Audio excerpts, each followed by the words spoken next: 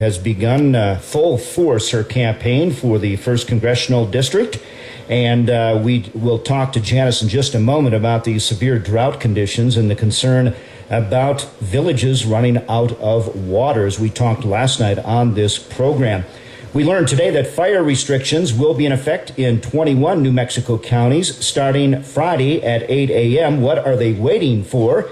And as we said on this program last night, no fireworks should be allowed except at public gatherings like at the balloon fiesta and so forth. We cannot afford to mess around. Now, crews contained more than 20% of the massive Whitewater Baldy fire in southwestern New Mexico by yesterday. The blaze has charred 412 square miles of the Gila National Forest. Now, the fire has burned 263,000 acres in Grant and Catron counties and is now about 30% contained. The largest fire in our history, and we're suffering from the worst drought in our history. In northern New Mexico, fire managers say burnout operations are helping with the Bear Springs fire. The blaze has burned about 580 acres. Forest officials say cultural and historic structures on the southern edge of the Jemez Mountains are considered threatened. The fire is about 10% contained. Now, crews are battling that fire that broke out yesterday afternoon, called the Colorado Peak Fire. It has burned 270 acres at last report, and it is 65% contained. That fire is between Cochiti and Santa Fe, so we'll keep you posted on that. In our forecast, if anything, folks, it is going to get hotter, near 100, if not over 100, in the Belen, Los Lunas area by Saturday. Albuquerque, Rio Rancho will be around 95 Friday and Saturday. Santa Fe and LA, 86. The beautiful Espanola Valley, 93. Edgewood and Moriarty, 90 degrees. Currently in the Duke City, 90. Rio Rancho, 89. Santa Fe, 84. Espanola, 91. Belen and Los Lunas, 91. Bernalillo, 89. Taos, 85. Raton, 82. Cuesta, 81. Glorieta, 84. Las Vegas, 83. Abiquiu, 86. Tejeras, 87. Chama, 77. LA, 84. Grants, 88. Gallup, 87. Santa Rosa, 86. TRC, 96. Edgewood and Moriarty, 87. Fort Sumner, where Old Fort days are underway. And I want to go to the Billy the Kid tombstone race. You have to see it to believe it. But it's going on right now in Fort Sumner, where it's 85 degrees. Farmington, 87. Alamosa, 85. Durango, 81. And Window Rock, Arizona, 85. You know, Janice, the other day, we actually got an email from a gentleman that listens to the radio station in Phoenix. Our signal seems to bounce further in this hot weather and clear skies. AM radio seems to do that. We're going to check your news and talk with Janice Arnold-Jones in just a moment here on New Mexico News and Views. It is 4:32. Putting parental rights in the U.S. Constitution. This is Family News in Focus. Medical records are being kept from parents. A movement to ban any form of discipline is gaining ground. Michael Ferris of parentalrights.org says a constitutional amendment is sorely needed. It establishes in black and white the traditional test that parents' rights are a fundamental right on the same level as freedom of speech, freedom of press, and freedom of religion. But there's a long way to go. To amend the Constitution, 2/3 of Congress and 3/4 of state legislatures must approve the measure. And Johnny and Friends is celebrating 30 years on the air. Johnny Erickson Tata, the Christian author and advocate for the disabled, and her husband Ken have been sharing insights since 1982. At the recent convention of the National Religious Broadcasters, you received the Hall of Fame Award. Boy, that makes me sound old. We actually think it makes her sound very wise. With news from Focus on the Family, I'm Audrey Bright.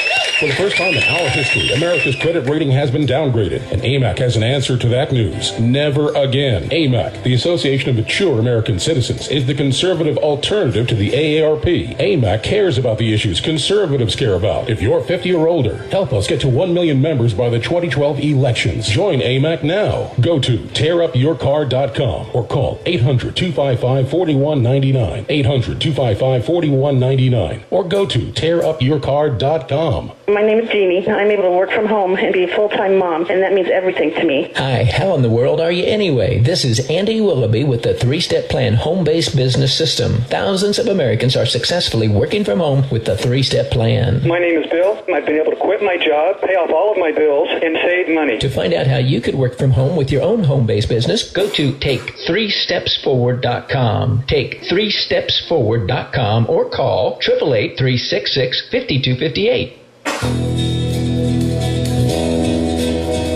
Have you been in that position where there's something that needs to be done on the house, but you put it off because you know it's going to cost way too much? With the way gas and grocery prices are going up these days, it's even harder to focus on that big project. But what if there is a way to save a lot of money, a whole lot of money on one of those projects? Hi, this is Carl Cochran with CertaPro Painters. Restuccoing your house is one of those big ticket items people tend to put off. Why not consider having your stucco repaired and then coated with elastomeric? It's significantly cheaper than a restucco, has the added advantage of protecting your stucco from the environment, and can elongate your maintenance cycle.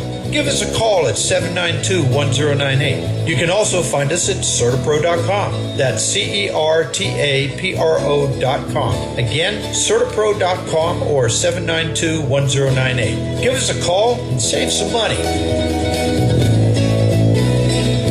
This portion of New Mexico News and Views is brought to you by CertaPro Painting, Car Pros Auto Sales, Joe and Linda Page, and the Fort Sumner Chamber of Commerce, where the Old Fort Days are getting in full swing. The 37th annual Old Fort Days celebration is June 8th and 9th in Fort Sumner. Saturday is a big day of family fun, starting with the cowboy breakfast and the Billy the Kid Tombstone Triathlon, Old West Trade Show, car show, barbecue lunch, Navajo dancers, and the world's richest Billy the Kid Tombstone race just got richer with the winning prize money for the ladies now $1,000. The Tombstone race at 6, followed by another night of Bender's Chevy Rodeo at 8, and Dance to Cadillac Jack at 9 at the fairgrounds. Brought to you by the Fort Sumner Chamber of Commerce. Call 355-7705 for more information.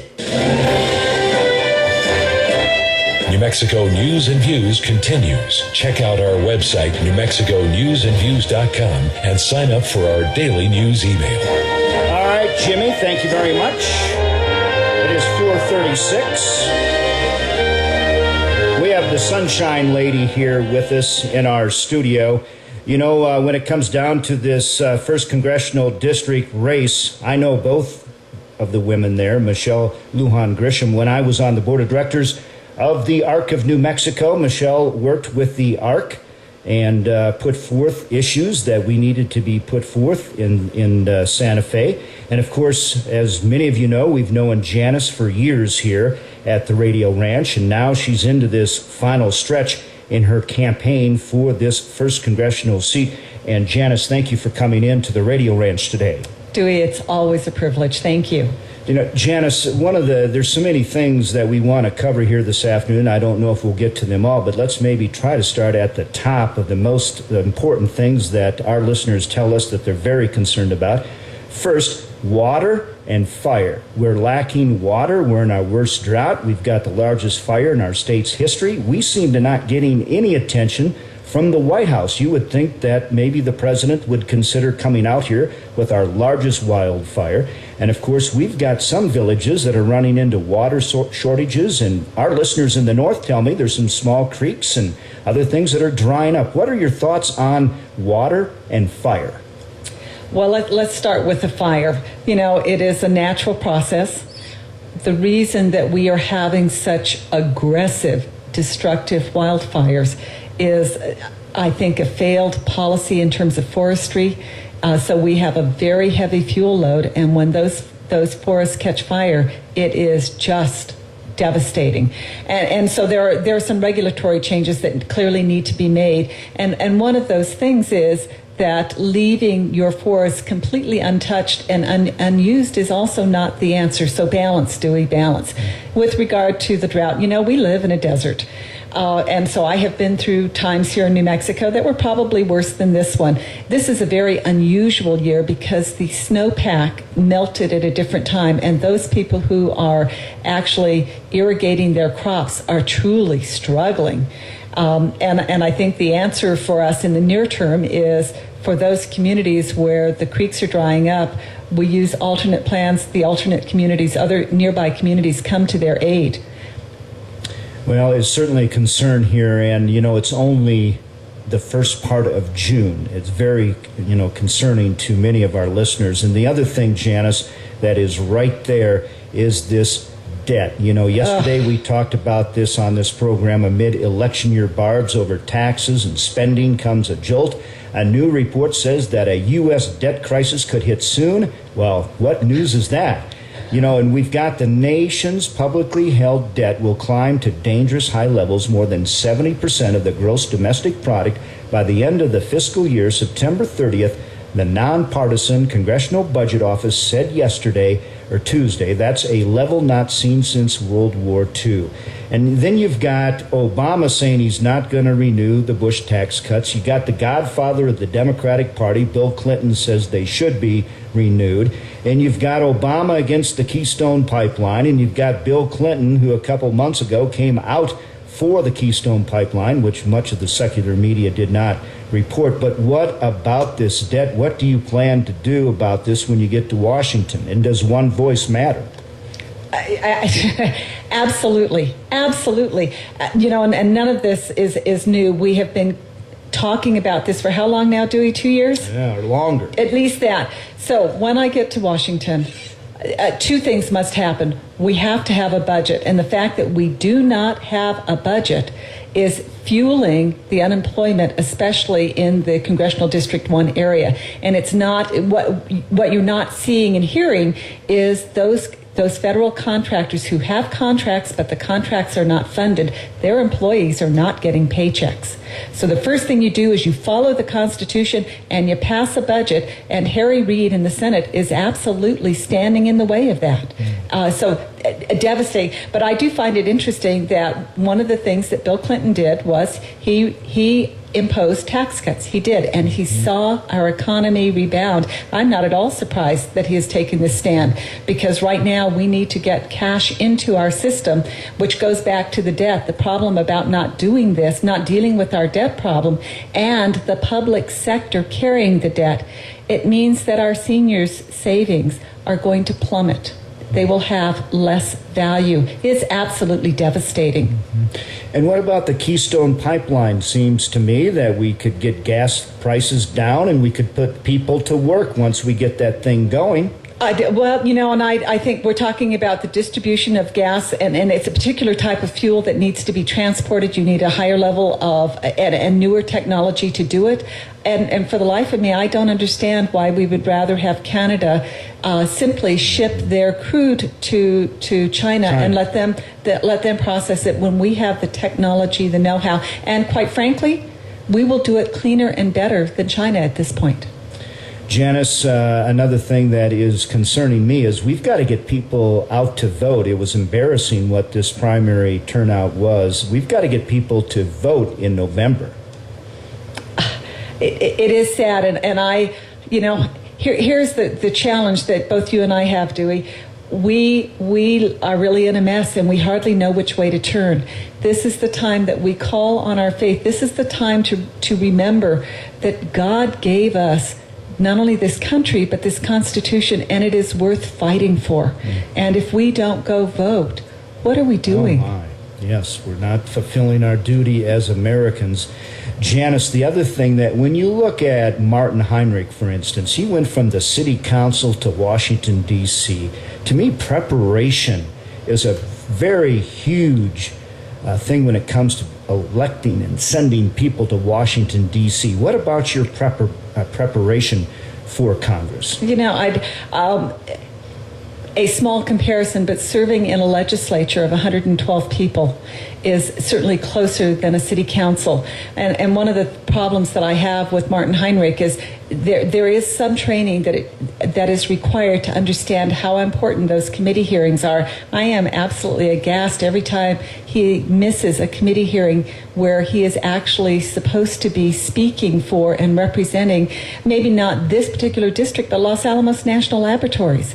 And I assure you that the Oak Ridge, Tennessee delegation is speaking up, and it is hurting our state. And now you'll face off with Michelle Lujan Grisham, who is a cabinet secretary. Your thoughts on her experience? Well, she was a terrific cabinet secretary, very different, and as a cabinet secretary, your job is to administer, and your job is to take care of that agency. And certainly worthy experience, but not the same as legislative experience. As a legislator, my job was to look at all the parts, as many parts as I could find, and make sure that that cabinet part also benefited the rest of the state as it integrated into the whole. And having that high-level view is just absolutely vital when you go to Congress. What other issues are vital to your campaign? Well, clearly the debt and the deficit are right at the top of my list. Dewey, we have a tax code that is failing everyone. When citizens feel that taxes are unfair across the board, we have to make some changes. And conventional wisdom says when the economy is so depressed you can't change your tax code. I would argue we have no place else to go, because we need everybody who pays taxes to pay their taxes. And in order for people to do that voluntarily, it must be fair. Then there is the Obama Health Care PPACA plan that I believe can add to the bankruptcy of our country. And Dewey, let's talk about this war on women for a minute. Go ahead. What do you think about that? Well, which war on the women are you talking about? It seems to be that there's more than one war against women in my mind. There's the abortion issue, and there's also sex-selective abortion and other things. They're all screaming now about Obama's deal about equal pay for women. Of course they should get equal pay. I think that's just an issue to get the attention of women to vote for him. I don't think it really means that much to Obama. He's bringing it up as a campaign. So we have a media that's got this drumbeat about the war on women. I happen to be one. Yeah. And I'm looking around going, who are you kidding? Everything that is being put forth under this guise of the war on women actually limits my rights. It limits my choices. It limits my freedom and my own independence. And I just don't understand that. Well, I really believe there's a war on the common Joe and Jane in this country. When you've got people that can't fill up their gas tank, you got people that can't pay their mortgages. How come we're not talking about foreclosures anymore? How come we're not talking about the price of gas? How come we're not talking about the water issues in this country? How come we're not talking about basic issues that the common Joe and Jane deal with in this country? Janice, I spoke at Los Lunas at the Revival this past weekend, and I had too many people come up to me and say, I'm not going to vote. I'm sick and tired of all the politicians. They're all a bunch of crooks. People are very discouraged. They are very, very discouraged. And so, Dewey, again, I would encourage you, this is the time. We are being tested. We were given a gift. Are we going to turn our back on that gift? I say that very seriously, because the form of government that we have been blessed with means that we have to work at it. And as citizens, we have to be engaged. And it's hard. The other day on this program, we had Diane Markins, who writes for the Presidential Prayer Team, and she wrote an article about all the money being spent in running for office. And for heaven's sakes, Janice, you got Mitt Romney's campaign says together with the GOP, it raised more than $76 million in May for his bid. And that's more than what Obama did in May. He raised $60 million. But then you go back here a while ago, he had that big shindig at George Clooney's place in Hollywood, $40,000 a plate. The common Joe and Jane in this country, that's very discouraging when you see all this money being raised to run for office, and you got people that scraping by to buy gas and pay their house payment. Well, Dewey, you just pushed my button. Good. I get beat up by the local media because I haven't raised tons of money. What I have raised are tons of volunteers who are willing to put their sweat equity into standing up for our country, preserving what is good, changing that needs to be fixed. And it is sweat equity. Grassroots. So is it really? I mean, I get so frustrated with this mantra, this feeling that the only way you judge a candidate is by how much money they have raised. Did you see we are wrong. Yeah, did you see where Heinrich's going to get $2 million from the Sierra Club and some other conservation clubs? That was in the news today, too. I would say, so how do you feel about that, Dewey? Just like the common Joe and Jane, that I just think it's like Diane Markins said in her article, it's a sucker punch to to the average American that these guys are throwing these billions of dollars. It's going to be billions by the time they're done with all the PAC money. So let me ask you a question, because part of what fuels this request for money in political campaigns is the media. And I was looking at a story today that that the local television stations may or may not get as much of that cash cow. How important do you think it is to all of our media outlets to actually have political campaigns like this? Well, they count on it, Janice, but you know what? You got to make your plan without it. That's the way I look at it. Well, I'll tell you, that's exactly what I have done, because... you got to be a good steward of what you have. Right. And I know that the people that I know are going to make their decisions sitting around their dining room table with their family. You should do a radio show. Thank you. Yeah, you should. You used to, yes. Hey, let me get you these thoughts, because you're going to Washington, D.C., and you're going to deal with these issues like the massacre that continues in Syria. And Janice, I have to tell you, I've said on this program, this reminds me so much as to what happened in Rwanda with Bill Clinton when he was president and Albright was the Secretary of State. Now Hillary's the Secretary of State. What are your thoughts on what's going on in Syria, where we've got children and women being massacred daily? I am heartsick. We have set up a convention called the United Nations and even NATO that is supposed to be the mediator who is supposed to step in and prevent such atrocities. It clearly doesn't work. And for me, and so I will tell you right now that I am not going to be a congressperson who is going to send our military in willy-nilly.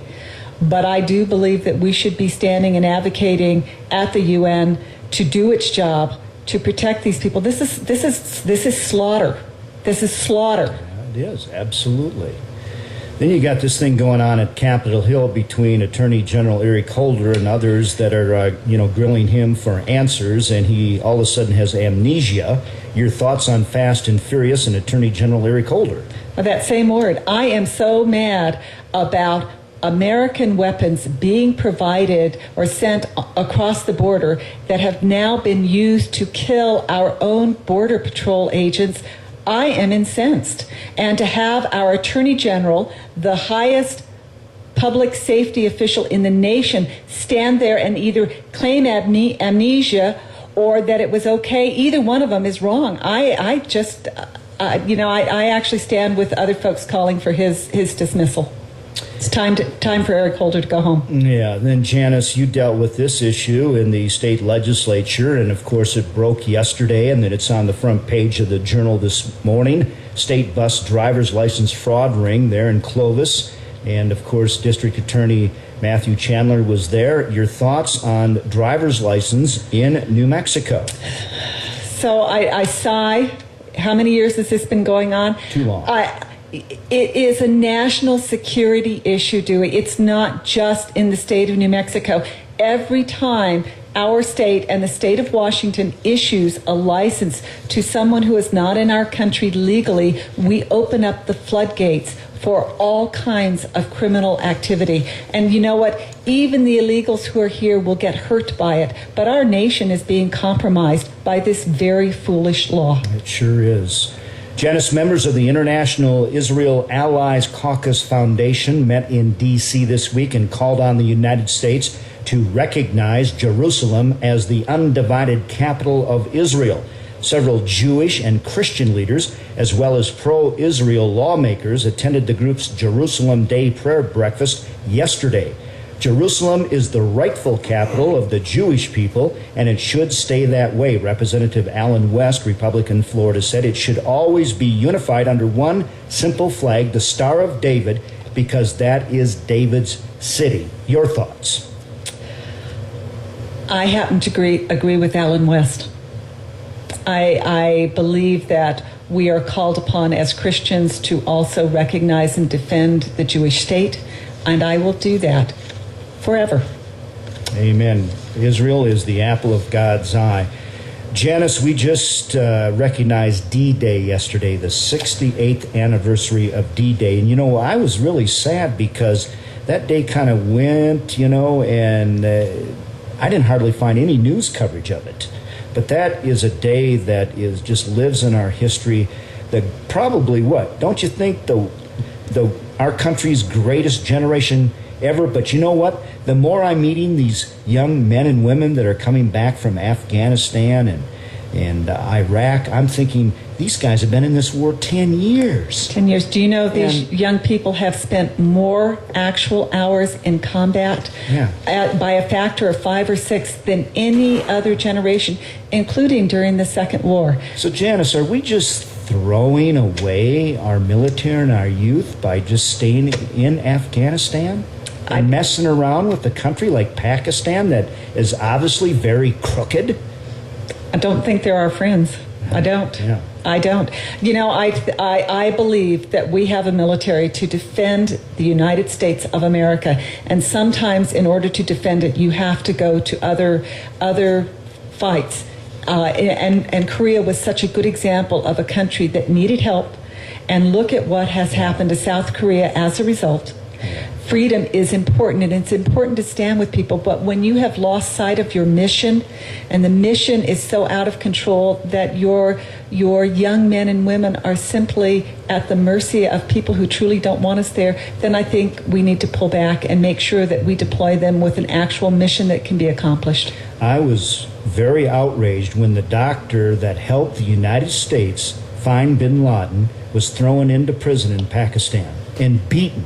And the Obama administration just stood by and did nothing. And now we have this story, again, about Pakistan. Janice, millions of dollars of U.S. gear meant to combat the threat of roadside bombs, which has just killed a lot of our soldiers, is being wasted in Pakistan, which refuses to let the equipment leave its customs warehouses. And at that point, this rises to the level of our president. What is our president doing? And there are times that a leader needs to truly act. Is that to go in and take it back, to cut them off? And the president has done nothing. But Dewey, I know that's a pretty negative note, so I want to give you a real positive one. All right. On Election Day, since I had the luxury of doing it, I went to Girl State over in Portales. And there were, I guess, almost 400 young women who were there studying our Constitution, our form of government, and actually participating. They should have invited the President of the United States if they were studying the Constitution. He may have learned something. And I, just like you, I am so encouraged by this next generation. They asked me some really, really tough questions. And I had the opportunity to ask them some questions about what they were learning. And it just took my breath away that they had already taken in simple acts like when we fold the flag. Did you know that there's a meaning to every single fold? Absolutely. And to hear them talk about it, that this great new discovery for them, and they took it in their hearts. It was just thrilling. You know, that'll get you fired up, and gives you hope. It does. That's why it's great to get out like you do and like you did when you were campaigning for the offices you've ran for, and you go out there and meet the average Joe and Jane. The backbone of our country. That's it. You know, our daughter Gretchen goes to Portales, and she's in wildlife management and is working at the Wildlife Refuge in Muleshoe, Texas this summer. Wow. Well, I'm saying it is a little dry there, isn't it? Yeah, they've been getting some good rain. The main thing, Gretchen, is she's getting an experience of a lifetime. And I just love it when our kids go out, and wherever they go, like your daughter, when she went to Japan. You know, my daughter's in Texas in the middle of nowhere. They're doing it because they love it and they want to make their mark in life. Absolutely, absolutely. So did I share with you that my daughter is at Temple University and she's finished her first year in law school? Wow. And very interesting. So she is in the middle of her first internship and is lucky enough to come back and will intern here with the Court of Appeals later this summer. That is very awesome. And she gets to come home. Her mom gets to see her. That's even better. We want to thank you for coming in here today, and we will be praying for you as you continue, your campaign for 1st Congressional District. Dewey, I am so grateful to be here, and to all of the listeners of KKIM, I need your prayers. I need your help and suggestions. If you would like to come and help, please give us a call at 505-797-8030. On the web, it's Janice at janice2012.us. And then remind our listeners, the ones that are discouraged, how important it is to vote, Janice. Again, for me, I believe this country was given to us by God. It is a divine gift, and the core of that gift is your vote, your participation, and without it, we will surely lose this country. And I literally, it brings tears to my eyes. Please do not give up. When we are at our worst, I promise you, we are at our best. And please reach down. You know where that space is. You know that place in your heart. And go vote. All right. And do something, would you, about making this an open primary in New Mexico so I can vote? Since I'm a registered independent, I can't vote. I think that's unconstitutional. I think it's un-American. I think it stands for everything that is not America. I think that people should be able to vote, whether they're Democrat, Republican, blue, gray, whatever. Okay, that is a state issue, and we've talked about it, and I think we should pursue it yet again. All right, thank you so much. Thanks, Dewey. No wonder I love you. Thank you for being in here, and we'll talk to you again soon. Thank you, Dewey. All right, it's 5 o'clock here on KKIM. That's